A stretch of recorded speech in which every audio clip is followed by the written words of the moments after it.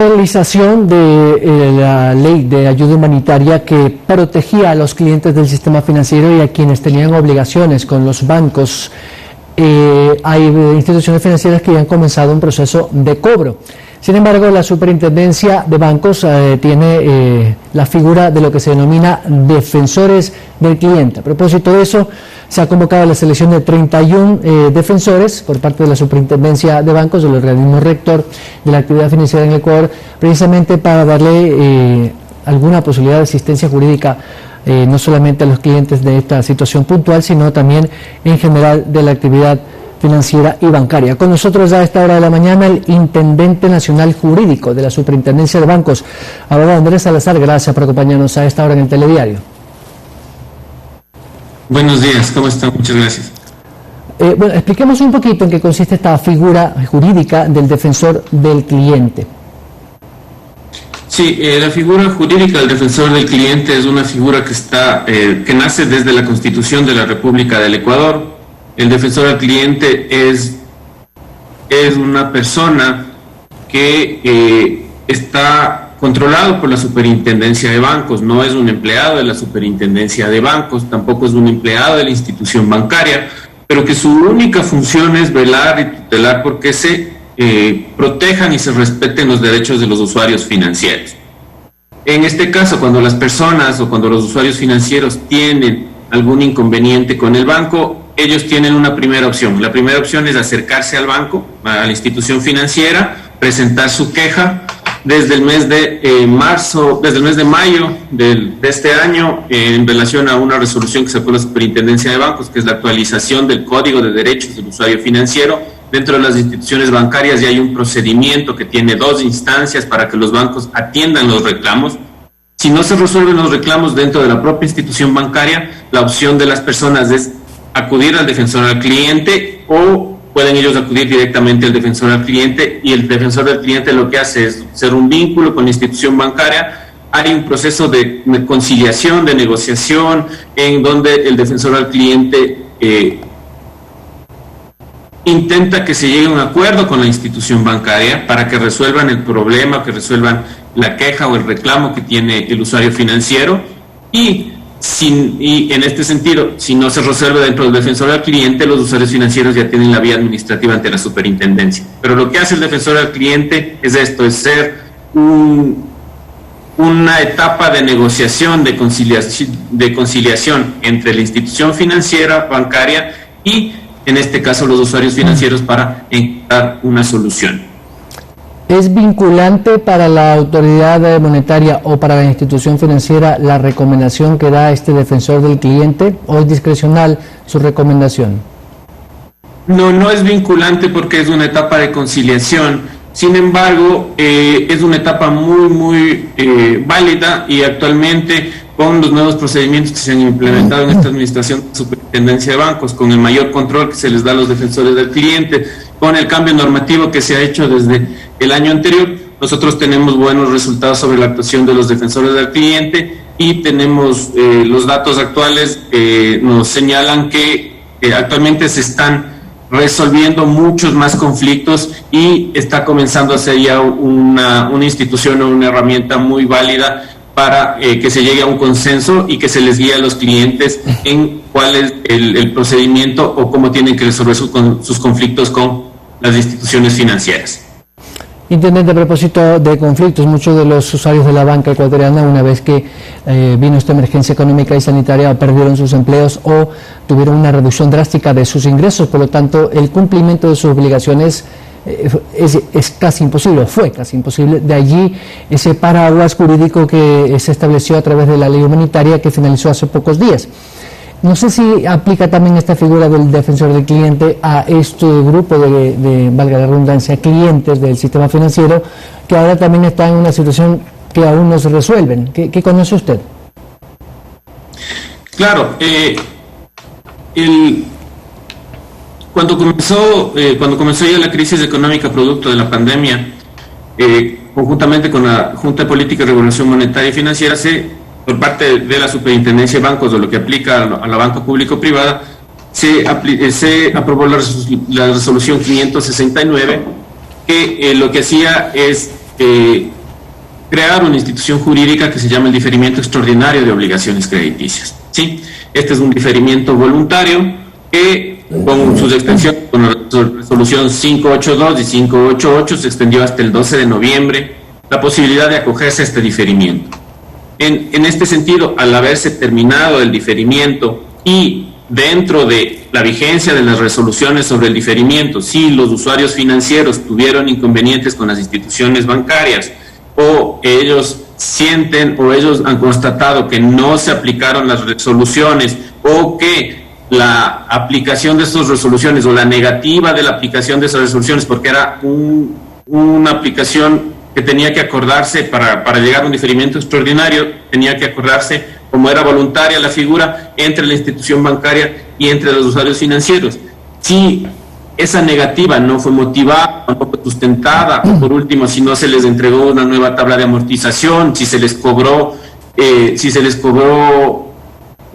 alguno de los recargos que están prohibidos dentro de esas resoluciones, ellos pueden acercarse directamente a la institución financiera a hacer el reclamo, al defensor, al cliente a hacer el reclamo o a exponer su queja o su reclamo, o directamente a la superintendencia de bancos para que la superintendencia de bancos en vía administrativa haga la investigación y de ese caso disponga al banco que se tomen todas las medidas al respecto. Intendente, un poco para ahondar en el asunto, es que también hay una especie de presión psicológica, algo como un bullying de los bancos, las tarjetas de créditos que llaman, que le envían correos, que mensajes de texto, que de alguna otra manera presiona al usuario que está en una situación incómoda por la falta de recursos o por no tener empleo, así de fácil. Primero hay que llenar la olla, como se dice vulgarmente, para ver cómo cumplo con mis obligaciones. Y en ese entorno de tanta presión, evidentemente, los clientes o los usuarios de la banca y del sistema financiero a veces no saben qué acudir. ¿Cómo podrían aquellos ciudadanos que nos ven a esta hora y nos escuchan acceder a estos derechos que le da la ley ecuatoriana, la Constitución? Como le digo, en este caso hay tres niveles de protección de los derechos de los usuarios financieros. El primero es la propia institución financiera. Hoy las instituciones financieras, y si usted tiene una cuenta en uno de los bancos, en estos meses le debe haber llegado una notificación en la cual le señalan una serie de formularios, le señalan una serie de procedimientos que se han implementado ya formalmente dentro de las instituciones financieras, que es el proceso interno del banco para resolver como institución bancaria sus conflictos. Usted puede acudir al banco, en el banco le van y tienen la obligación de indicarle al usuario financiero cuál es el procedimiento a seguir internamente. Si usted no quiere o no está de acuerdo o no tiene ningún resultado con ese proceso del banco, que tiene que ser un proceso expedito, usted puede acudir al usuario, al defensor, al cliente. Pero usted también puede acudir de forma directa a la superintendencia para que ya haya una tutela formal administrativa y esta tutela de la superintendencia ya es una tutela vinculante.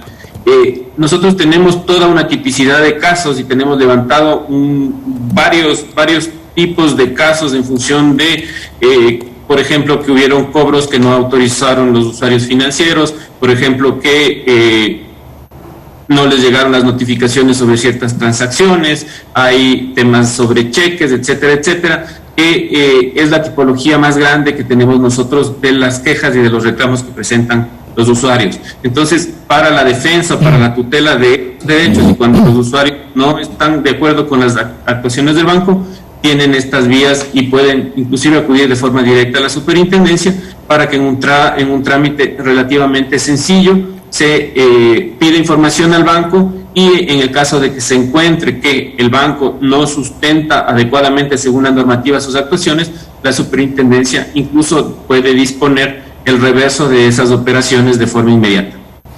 Señor Intendente, gracias por este espacio y le quiero aprovechar su presencia, ya vamos a despedir.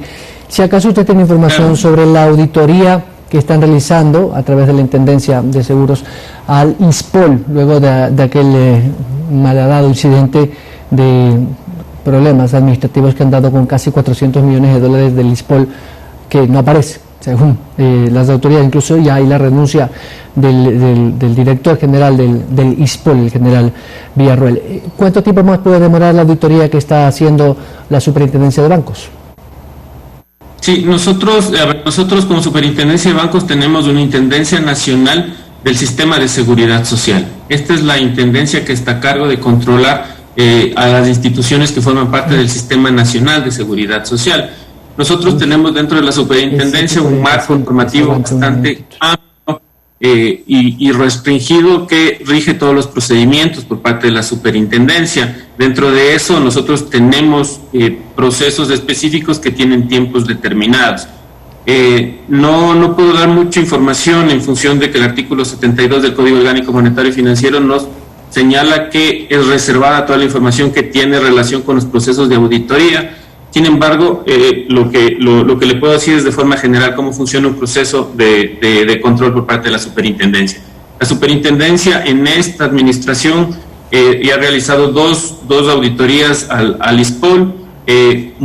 Una de ellas es la que se comunicó los resultados en el mes de julio, me parece, la información que nosotros hoy sabemos o públicamente sabemos.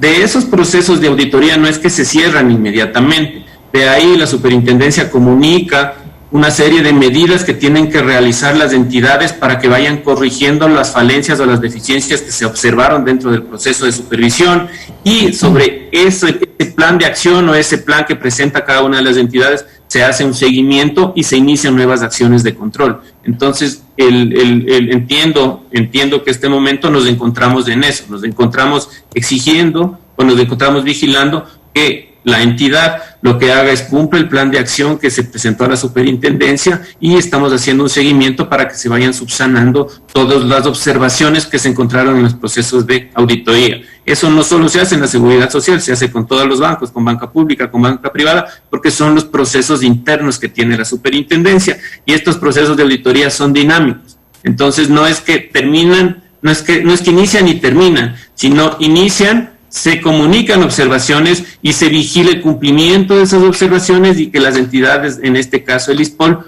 lo que haga es vaya subsanando las observaciones que presentó la Superintendencia. Abogado Andrés Salazar, muchas gracias. ¿De qué? Estamos a las órdenes. Buenos días. Gracias al Intendente Nacional Jurídico de la Superintendencia de Bancos. Vamos.